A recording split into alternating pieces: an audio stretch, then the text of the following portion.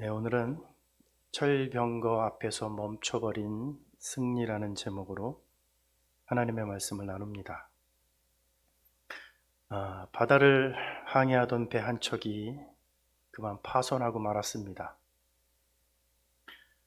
구조선이 달려와서 밧줄을 던져주고는 그 줄을 붙잡고 이쪽 배로 옮겨 타라고 그렇게 말을 하자 모든 사람들이 가지고 있는 짐을 다 던져버리고 구조선에 옮겨 타기 시작했습니다. 그런데 한 사람이 아주 무거운 금 조끼를 입고는, 금으로 된 조끼, 그리고 이 몸에 금붙이를 다 이렇게 그냥 채워가지고 그 금조끼를 입고는 그 구조선으로 옮겨 타다가 몸이 무거워 그만 빠져 죽고 말았습니다. 여러분, 우리가 인생을 살다 보면 포기해야 사는 길이 열리는 것들이 있습니다. 포기를 해야지만 사는 길이 열리는 것이 있어요. 예를 들면 물질에 대한 집착, 돈에 대한 집착, 그리고 과거에 대한 집착, 또 실패에 대한 집착, 이런 것들은 빨리 포기하고 털어버려야 성공의 길을 찾을 수가 있습니다. 그러나 여러분, 우리가 절대로 포기하지 말아야 하는 것도 있습니다. 예컨대 하나님을 믿는 우리의 믿음과 신앙, 예수 그리스도를 구주로 고백하는 우리의 신앙 고백, 하나님이 우리에게 주신 명령과 사명, 이런 것들은 그 어떤 시련이 와도 절대로 포기할 수 없는 것들입니다. 자, 그런데 여러분, 오늘 본문에 보시면 바로 이 일에 실패한 이스라엘 백성들의 이야기가 나와요. 하나님이 주신 명령과 사명, 그것에 실패한 이스라엘 백성들의 이야기가 오늘 본문에 나오고 있습니다. 저는 오늘 본문 말씀을 통해서 몇 가지 은혜를 함께 나누고 싶습니다. 첫째는 가나안 정복은 멈추지 말아야 하는 하나님의 사명이라는 겁니다. 여러분, 8절과 10절을 한번 보세요. 오늘 본문 말씀 8절부터 한번 10절을 보십시오. 제가 한번 읽어볼게요. 유다 자손이 예루살렘을 쳐서 점령하여 칼날로 치고 그 성을 불살랐으며 그 후에 유다 자손이 내려가서 산지와 남방과 평지에 거주하는 가나안 족속과 싸웠고 유다가 또 가서 헤브론에 거주하는 가나안 족속을 쳐서 세세와 아히만과 달메를 죽였더라. 헤브론의 본 이름은 기럇 아르바였더라. 여러분, 이 8절부터 이 10절의 이 말씀은요, 사실은 그 위에 나오는 이야기에 연속되는 말씀이에요. 그러니까 여러분, 4절부터 한번 5절에 보면 이런 얘기가 나오죠. 4절 5절에 보면 이런 얘기가 나와요. 우리가 지난번에 예전에 한번 봤었는데 거기 보면 이런 얘기가 나옵니다. 유다가 시몬과 연합하여 가나안 족속과 브리스 족속을 쳐서 정복하고 그들의 왕이었던 아도니 베섹을 잡아 그의 엄지손가락과 엄지발가락을 자르고 그를 예루살렘으로 끌고 가서 거기서 죽였다는 이야기가 4절 5절에 나와요. 여러분, 아도니 베섹이 누굽니까? 아도니 베섹 7절에 보면 아도니 베섹에 대해서 이렇게 말을 합니다. 옛적에 70명의 왕들을 잡아 엄지손가락과 엄지발가락을 자르고 자기가 먹던 밥상 아래서 먹을 것을 주워 먹게 만들었던 매우 비정하고 잔혹한 왕이 바로 아도니 베섹입니다. 가나안의 왕이었어요. 여러분, 엄지손가락을 잘랐다라는 말이 무슨 말입니까? 엄지손가락을 자르면 엄지손가락이 없는 나머지 4개의 손가락으로 무기를 들 수 없습니다. 그러니까 엄지손가락을 잘랐다라는 얘기는 무기를 들지 못하게 해서 반란을 일으키지 못하게 했다는 겁니다. 엄지발가락을 잘랐다라는 얘기는 도망치지 못하게 했다는 얘기예요. 게다가 여러분, 엄지손가락이 없이 음식을 제대로 먹을 수가 없습니다. 여러분, 엄지손가락이 있어야 이게 젓가락질이 됩니다. 숟가락이요, 엄지손가락이 있어야 숟가락을 잡아서 밥을 먹을 수가 있어요. 5개의 손가락이 있지만 엄지손가락 하나 빼고 4개의 이 손가락을 가지고 밥을 제대로 먹을 수 없습니다. 음식을 제대로 집을 수가 없어요. 아도니베섹은 가나안의 왕들 70명을 잡아다가 그렇게 잔인하게 행했던 왕이었습니다. 그런데 그가 유다에게 사로잡혀 자신이 행했던 것과 똑같이 엄지손가락과 엄지발가락이 잘리고 예루살렘으로 끌려가 거기서 죽습니다. 그럼 무슨 말일까요? 행한 대로 보응을 받았다는 거예요. 그가 사람들에게 행했던 그대로 자신에게 보응을 받았다는 것입니다. 이방나라 가나안의 왕이었음에도 불구하고 그곳에 하나님의 정의와 하나님의 공의는 여전히 시행되고 있었다는 얘기예요. 자, 여러분, 그렇게 가나안의 악명 높은 왕 아도니베섹이 잡혀 죽었어요. 왕이 죽었습니다. 보통 전쟁에서 왕이나 대통령이 적들에게 잡혀 죽거나 항복을 선언하면 보통 전쟁은 그거로 끝나는 거예요. 그런데 가나안 족속의 왕 아도니베섹이 잡혀 죽었는데도 불구하고 여러분, 유다가 전쟁을 멈췄습니까? 유다는 전쟁을 멈추지 않고 계속해서 앞으로 전진에 들어갑니다. 여러분 8절을 한번 보세요. 유다 자손이 예루살렘을 쳐서 점령하여 칼날로 치고 그 성을 불살랐으며, 여러분 유다는 가나안의 왕 아도니베섹을 잡아 죽였다고 해서 전쟁을 멈추지 않았습니다. 유다는 계속해서 예루살렘까지 점령에 들어갔고 그 성을 불태워버렸습니다. 그리고는 9절에 보면 유다는 예루살렘 남쪽까지 깊숙이 내려와 남쪽 지역과 평지에 거주하는 가나안 족속과 싸웠습니다.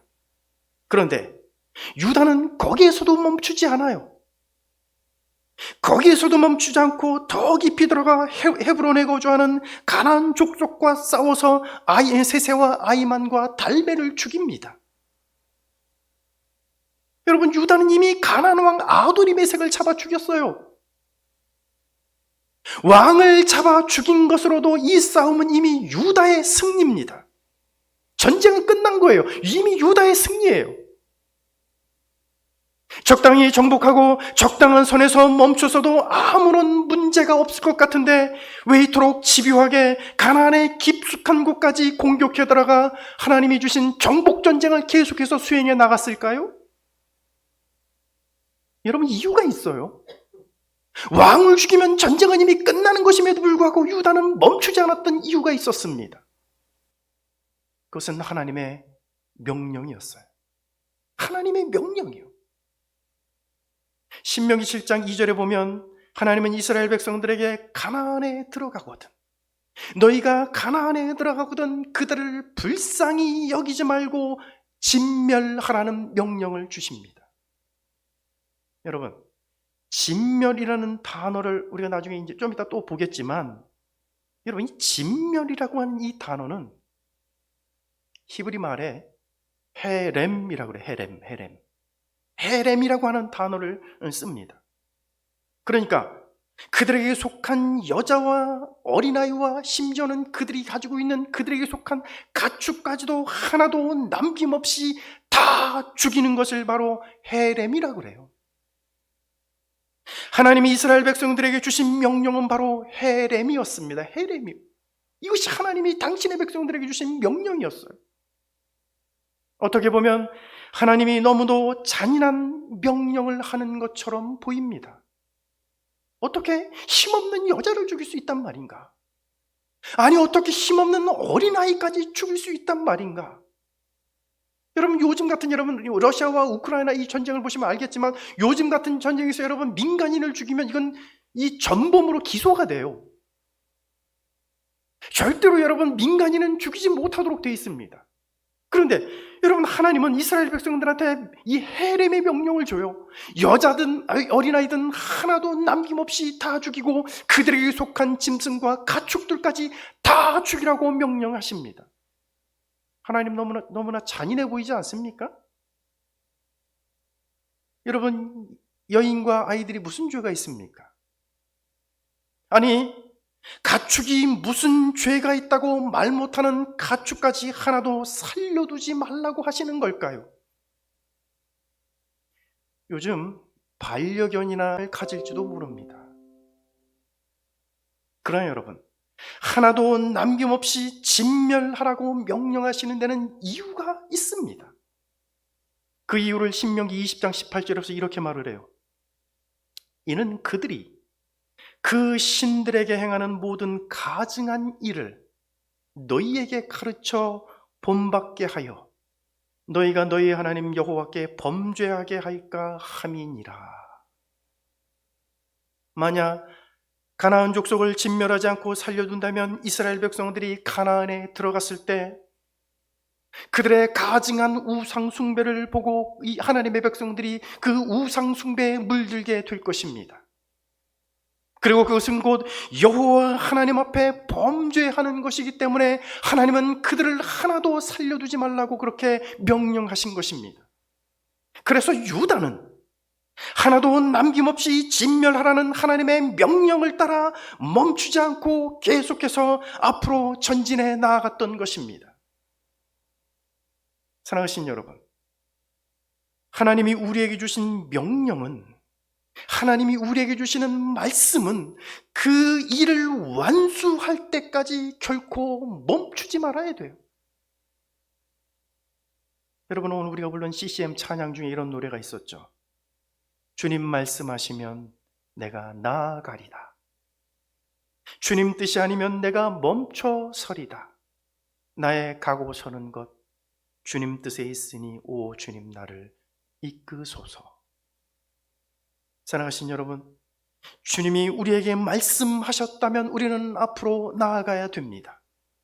그 어떤 장애물이 있다 할지라도 결코 멈추지 말아야 하고 우리는 앞으로 계속해서 하나님이 주신 사명을 완수할 때까지 앞으로 전진해야 합니다. 그러나 그것이 주님의 뜻이 아니라면, 하나님의 명령이 아니라는 확신이 든다면 그 자리에서 우리는 멈출 수 있어야 합니다. 오늘 저와 여러분들이 하나님의 사명을 완수할 때까지 앞으로 전진한 저와 여러분들이 되시기를 주의 이름으로 축원합니다. 두 번째는요, 본문에 보면 갈렙의 딸 악사의 적극적인 모습이 보입니다. 적극적인 모습이 나와요. 여러분 12절을 한번 보세요. 갈렙이 말하기를 기럇세벨을 쳐서 그것을 점령하는 자에게는 내 딸 악사를 아내로 주리라 하였더니, 여러분 갈렙이 말하기를, 갈렙이 뭐라 그러냐면 기럇세벨을 쳐서 그것을 점령하는 자에게는 내 딸 악사를 주겠다고 선언을 해버립니다. 여러분, 여기서 매우 흥미로운 점은 딸의 혼인을 아버지가 일방적으로 정한다는 거예요. 딸의 의견이나 딸의 생각은 전혀 없습니다. 일평생 함께 살아야 할 남편을 정하는 문제를 딸에게 한마디도 묻지 않고 아버지가 일방적으로 정해버립니다. 여러분, 이것이 가능했던 이유, 이것이 가능했던 이유는 고대 유대 사회는 전통적으로 아버지 중심의 가부장적 사회였습니다. 그리고 남성 중심의 사회였습니다. 그 당시 여자들은 숫자에도 치지 않았습니다. 하나님의 형상대로 지음받은 똑같은 사람임에도 불구하고 그 당시 세계에서 여자들은 숫자로도 치지 않았을 뿐만 아니라 예수님 시대에는 여자를 집안의 재산 목록 중에 하나로 그렇게 여겼다는 기록도 있습니다. 여러분, 여자들이요, 하나님의 형상대로 지음받은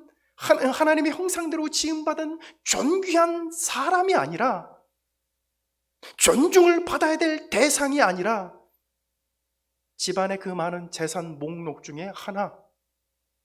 여러분, 이것이 고대 세계 여자들이 받았던 그런 대우였습니다. 그러니까 고대 사회에서 여자들은 어떤 인권이나 권리가 존중받지 못했다는 거예요. 마치 여러분 우리나라의 조선시대와 같은 느낌이 들지 않습니까? 조선시대 사대부의 딸들은 아버지가 정해준 집안의 며느리가 되는 경우가 대부분이었습니다. 딸들의 의사와는 상관이 없이 집안 어른들끼리 혼인을 정했고, 그렇게 딸들은 남편 될 사람의 얼굴도 보지 못하고 혼인을 했어요. 여러분 혹시 그렇게 혼인을 했던 그 시대의 딸들이 행복하지 않았을 것이라고, 그 당시 여자들은 참으로 불행했을 것이라고 여러분 그런 생각이 들지 않습니까?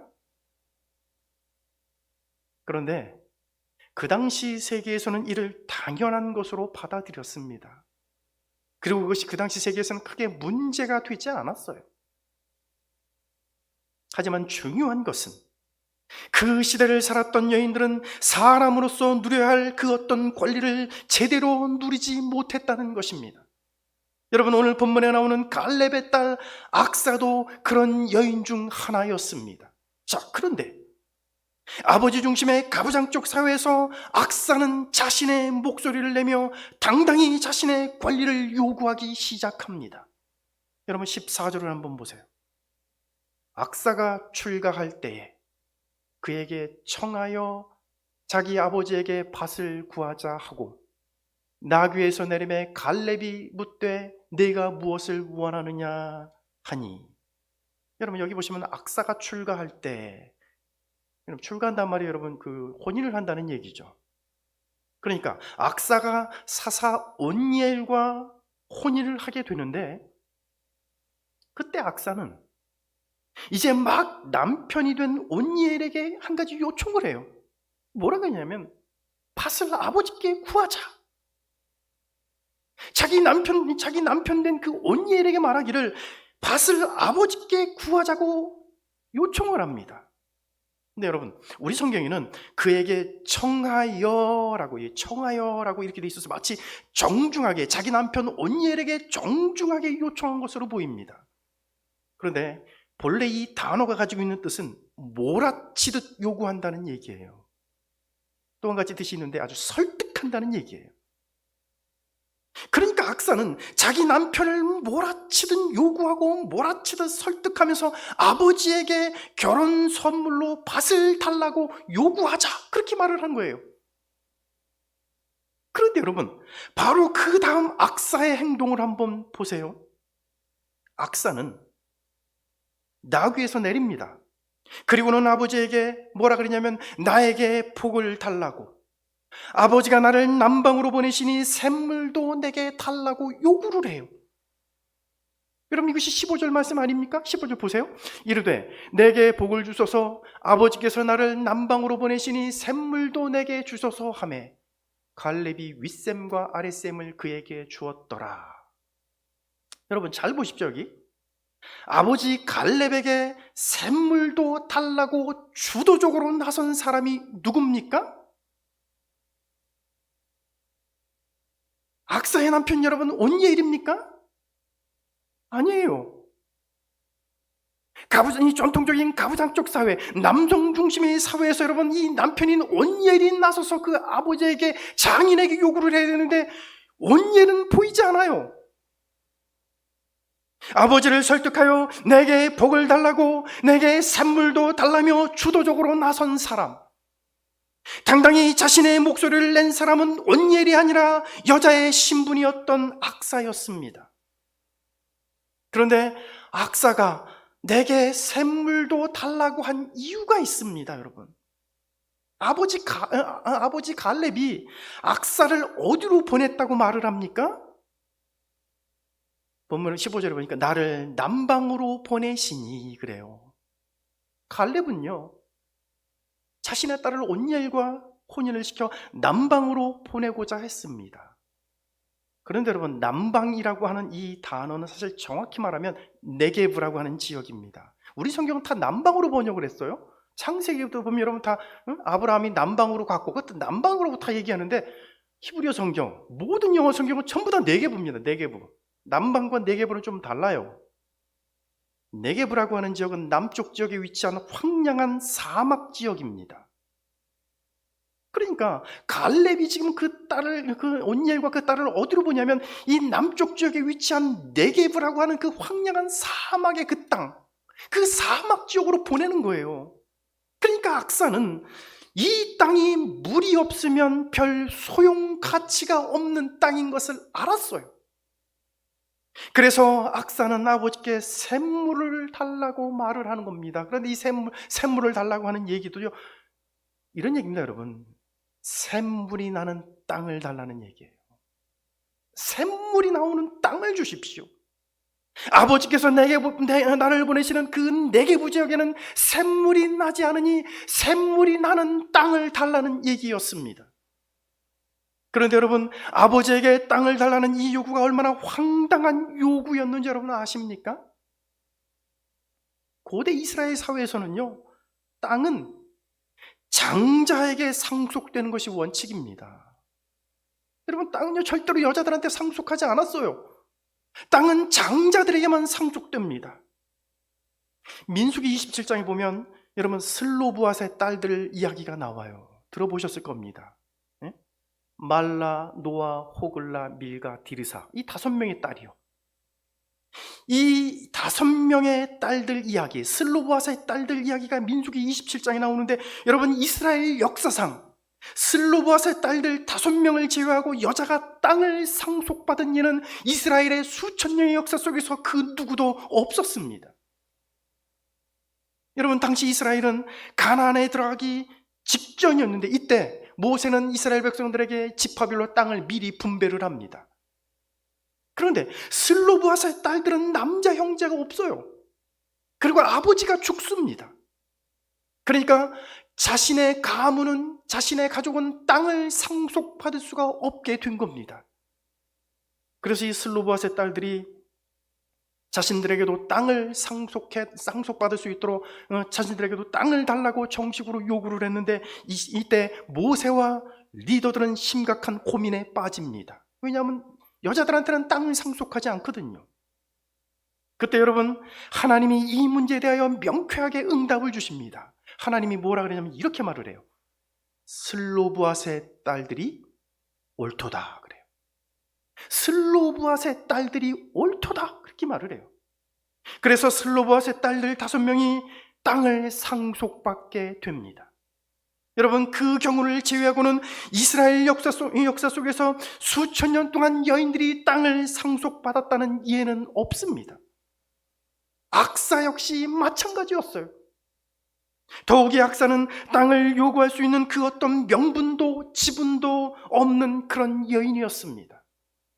그런데 그녀는 아버지에게 당당히 샘물이 나는 땅을 달라고 요구합니다. 그러자 갈렙이 당당히 요구하는 딸에게 즉시 네게부 지역의 위쪽에 있는 땅과 아래쪽에 있는 땅, 위쪽 샘과 아래쪽 샘을 자신의 딸에게 그것을 줘요. 사랑하신 여러분, 악사는 여인의 권리가 제대로 보장받았지 않았던 시대를 살면서도 당당히 자신의 목소리를 내었고 아버지로부터 원하는 것을 얻어냈던 용기 있는 여인이었습니다. 저는요, 아버지 갈렙과 딸 악사의 이야기를 통해 우리의 아버지이신 하나님과 자녀된 우리의 관계가 생각이 났습니다. 악사가 여인들이 자신들의 권리를 보장받지 못한 시대를 살면서도 당당히 자신의 목소리를 내고 자신의 권리를 요구할 수 있었던 것은 갈렙이 바로 그녀의 아버지였기 때문이었습니다. 마가복음 11장 24절에서 주님은 이렇게 말씀하십니다. 무엇이든지 기도하고 구하는 것은 받은 줄로 믿으라. 그리하면 그대로 되리라. 여러분, 거기 보면 주님은 성도들에게 무엇이든지 구할 수 있는 권리를 주셨어요. 무엇이든지 하나님 앞에 구할 수 있는 그 권리, 그리고 그리하면 그대로 될 것이라는 약속도 주셨어요. 기도할 수 있는 권리, 그리고 기도하면 주시겠다는 약속, 여러분 이것이 예수를 믿는 성도들에게 주시는 하나님의 은혜요, 하나님의 복이에요. 그렇다면 여러분들은 얼마나 이 권리를 누리고 계십니까? 여러분들은 기도할 때 그대로 이루어지는 하나님의 약속이 여러분들의 삶에 나타나고 있습니까, 여러분? 여러분, 오늘날 교회를 보십시오. 겉으로 보기엔 화려하게 보이고 겉으로 보기엔 수많은 사람들이 교회당 문을 드나드는 것처럼 보이지만 정작 기도하는 자리에 앉아있는 사람들은 얼마나 됩니까? 조용히 하나님께 나아가 기도하는 경건의 시간을 갖고 있는 성도는 또 얼마나 될까요? 마태복음 7장 9절에서 11절에 거기서 주님은 이렇게 약속하고 있습니다. 하물며 너희 아버지께서 구하는 자에게 좋은 것으로 주시지 않겠느냐? 사랑하신 여러분, 오늘 우리가 하나님의 자녀가 맞다면 하나님께 무엇이든지 구하시기 바랍니다. 오늘 우리가 예수 그리스도를 우리의 구주와 주님으로 영접한 것이 맞다면 하나님 앞에 나아가 믿고 구하시기를 바랍니다. 하늘 아버지께서 구하는 자에게 좋은 것으로 주실 것입니다. 이것은 하나님의 약속이에요. 마지막 세 번째요. 철병거 앞에서 이스라엘 백성들이 승리의 행진을 멈춰버립니다. 17절을 한번 보세요. 유다가 그의 형제 시몬과 함께 가서 스밧에 거주하는 가나안 족속을 쳐서 그곳을 진멸하였으므로 그 성읍의 이름을 호르마라 하니라. 여러분, 여기 보면 유다가 그의 형제 시몬과 함께 가서 스밧에 거주하는 가나안 족속을 진멸합니다. 그리고 그 다음 18절에 보면 유다가 가사와 아스글론 그리고 에글론 지역, 여러분 어디서 많이 들어봤죠? 가사, 아스글론, 에글론, 블레셋의 도시들을 얘기해요. 도시국가로 이루어진 블레셋의 도시. 유다가 블레셋이 점령하고 있는 그 지역까지 이 전진에 들어가 그곳까지 다 점령해버려요. 여러분, 여기까지 보면 가나안 정복이 매우 순조롭게 진행되는 것처럼 보입니다. 그런데 19절부터 승리의 행진이 멈추기 시작을 해요. 여러분, 19절을 보세요. 여호와께서 유다와 함께 계셨으므로 그가 산지 주민을 쫓아내었으나 골짜기의 주민들은 철병거가 있으므로 그들을 쫓아내지 못하였으며, 가나안 정복을 향해 거침없이 달려가던 유다가 갑자기 철병거를 가진 골짜기 주민들 앞에서 멈춰서 버리고 말았습니다. 참으로 이해하기 힘든 일이에요. 여러분, 이 본문을 묵상하다 보니까 이 부분이 너무나 이해하기 힘들었습니다. 가나안 정복을 향해서 거침없이 달려가던 유다였어요. 가나안의 왕 아도니베섹까지 죽였던 이 유다, 그리고 거침없이 전진에 들어가던 유다가 갑자기 철병거를 가진 골짜기 주민들 앞에서 전진을 멈춰버려요. 승리의 행진을 멈춰버립니다. 너무나 이해가 되지 않았어요. 왜냐하면 여러분 20절을 보세요. 20절에 이런 말을 해요. 그들이 모세가 명령한 대로 헤브론을 갈렙에게 주었더니 그가 거기서 누구를 쫓아내요? 아낙의 세 아들을 쫓아내었고, 여러분, 아낙 자손 그러면 여러분 누가 생각이 납니까? 여러분, 아낙 자손 기억이 나죠? 모세가 가데스 바네에 이르렀을 때 가나안에 12명의 정탐꾼을 보냅니다. 그때 이 가나안을 정탐하고 돌아온 사람들 중에 10명이 하는 말이, 거기서 네피림의 후손들인 아낙 자손들을 보았는데, 그렇죠? 거기서 아낙 자손 얘기하잖아요. 그 가나안을 정탐하고 돌아온 그 10명이 하는 말이, 거기서 네피림의 후손들인 아낙 자손들을 보았는데 우리는 스스로 보기에도 메뚜기 같아 보입니다 라고 그렇게 말을 했잖아요. 여러분, 아낙 자손들은 네피림의 후손들로서 거인족이에요. 그들은 이 네피림의 후손들로서 가나안의 강력한 부족 중에 하나였습니다. 유다 자손들은 그런 강력한 거인족마저도 싸워서 이겼고, 바로 그 거인족인 아낙 자손의 세 아들을 쫓아내었어요. 그런데 갑자기 철병과 앞에서 가나안 정복의 행진을 멈추고 있습니다. 아니, 그렇게 강력한 아낙 자손까지 싸워서 이겼고 그들을 다 쫓아냈는데, 아니 왜 갑자기 멈췄는지 이해가 안 된단 말이에요. 물론 철병거는 그 당시 고대 세계에서 최첨단 무기였습니다. 고대 전쟁의 역사를 기록한 책들에 보면 철병거를 가진 쪽이 항상 이겼다는 기록이 나와요. 그만큼 여러분, 철병거는 싸워서 이기기 힘든 최첨단 무기가 맞아요. 그러나 여러분, 이스라엘 백성들에게는 하나님이 가나안을 주시겠다고 하는 하나님의 약속이 있었습니다. 그리고 이스라엘 백성들이 가나안을 점령해 들어갈 때 여호와 하나님이 항상 그들을 앞서 행하셨습니다. 그런데도 이스라엘은 철병과 앞에서 더 이상 전진하지 않고 멈춰버리고 말았던 것입니다. 그리고 그 뒤에 이어지는 성경 말씀을 보면 베냐민 자손도, 므낫세도, 에브라임과 아셀과 스불론과 납달리도 모두가 다 약속이나 한 듯이 가나안 정복을 향해 달려가던 승리의 행진을 멈추고 있습니다. 여러분, 유다만 그런 것이 아니에요. 이스라엘 백성들의 모든 지파들이 마치 약속이나 한 듯이 가나안 정복을 향해 달려가던 그들의 승리의 행진, 승리의 발걸음을 거기서 딱 멈춰요.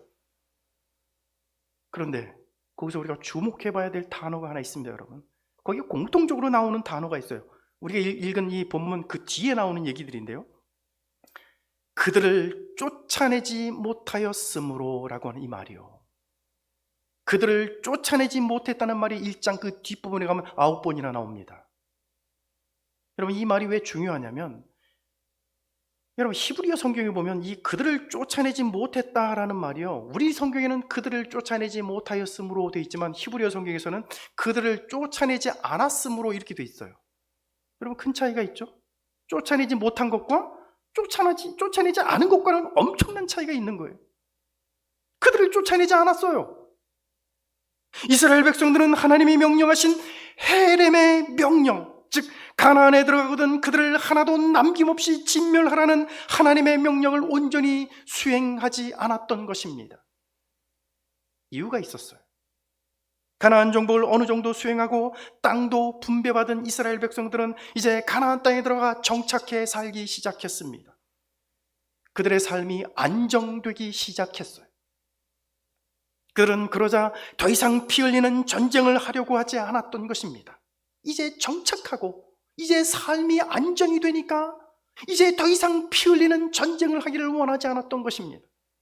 그래서 가나안에 들어가거든 하나도 남김없이 진멸하라는 하나님의 명령을 적당히 수행하고 적당한 선에서 다 멈춰버리고 말았던 것입니다. 대신에 이스라엘 백성들은 정복해야 할 가나안 부족들을 노역을 시키기 시작했습니다. 여러분, 28절을 한번 보세요. 그 뒤에 나오는 이야기들이 28절. 이스라엘이 강성한 후에야 가나안 족속에게 노역을 시켰고 다 쫓아내지 아니하였더라. 30절이요. 스불론은 기드론 주민과 나할롤 주민을 쫓아내지 못하였으므로 가나안 족속이 그들 중에 거주하면서 노역을 하였더라. 33절. 납달리는 벳세메스 주민과 벳아낫 주민을 쫓아내지 못하였고 그 땅의 주민 가나안 족속 가운데 거주하였으나 벳세메스와 벳아낫 주민들이 그들에게 노역을 하였더라. 35절. 결심하고 헤레스산과 아얄론과 사알빔에 거주하였더니 요셉의 가문의 힘이 강성함에 아모리 족속이 마침내는 노역을 하였으며. 여러분, 이스라엘 백성들은 힘이 강성해진 후에도 가나안 부족들을 쫓아내지 않았고 오히려 그들을 자신들의 종으로 삼아 노역을 시키기 시작했습니다. 여러분, 노역을 시켰다는 말은요, 이런 얘기예요. 경제적인 이득을 챙겼다는 얘기예요. 경제적인 이득을 챙겼다는 얘기입니다. 이스라엘은 그들을 진멸시키는 대신에 그들에게 노역을 시키고 거기서 나오는 경제적인 이득을 취하기 시작했습니다. 여러분, 신앙과 물질이 믿음과 돈이 결탁하게 되면 곧바로 타락하게 되는 것을 아십니까? 그래서 교회가 성도의 숫자가 많고 돈이 많고 시스템이 잘 되어 있어서 그것으로 모든 것을 할 수 있다고 생각하는 것은 매우 위험한 생각이에요. 왜 그렇습니까, 여러분? 교회는 돈의 힘을 보여주는 곳이 아니기 때문입니다.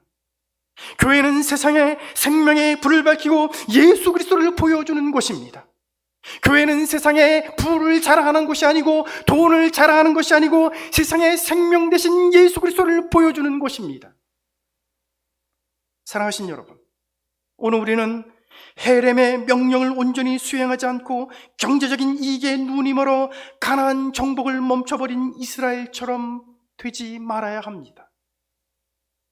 우리는 세상에 예수 그리스도를 보여주고 생명의 불을 밝히는 일을 멈추지 않고 주님 앞에 가는 그날까지 계속해야 합니다. 오늘 복음 증거의 발걸음을 멈추지 않는 저와 여러분들, 이 불의하고 악한 세상을 향하여 생명 되신 예수 그리스도를 증거하는 저와 여러분들 다 되시기를 주님의 이름으로 축원합니다. 기도하겠습니다.